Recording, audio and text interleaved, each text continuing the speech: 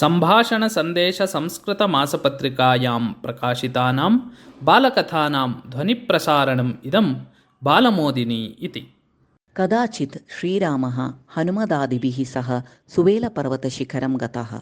तत्र दृश्यमानं चन्द्रं दर्शयन् सः सर्वान् अपृच्छत्, सुहृदः, चन्द्रे या कृष्णवर्णता दृश्यते तस्य कारणं किं?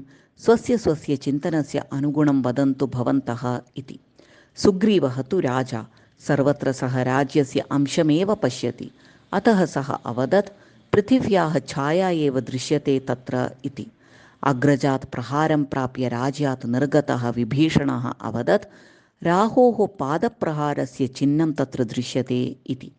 सिंहासनस्य उत्तराधिकारित्वं प्राप्तुं योग्यतायां सत्यामपि युवराजपदमात्रं प्राप्तवान् अङ्गदः उक्तवान्, रत्याः मुखस्य निर्माणाय ब्रह्मा चन्द्रस्य सारभागम् एव अपनीतवान्।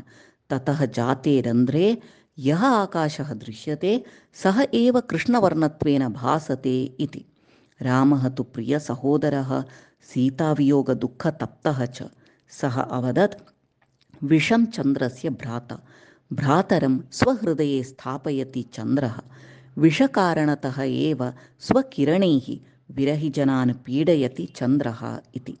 आञ्जनेयः तु रामभक्तः, सर्वत्र रामम् एव पश्यति सः अवदत्, चन्द्रः भवतः प्रियदासः, भवदीयां श्यामलमूर्तिं स्वहृदये धरति सः इति। अत्र चन्द्रः अस्माकं मनः इव। अन्तःकरणभावस्य अनुगुणं वयं दर्पणरूपे मनसि अन्येषाम् आकारं पश्यामः। दुष्टचिन्तनं यस्य भवति सः सर्वत्र दुष्टानेव पश्यति, दुर्योधनः इव।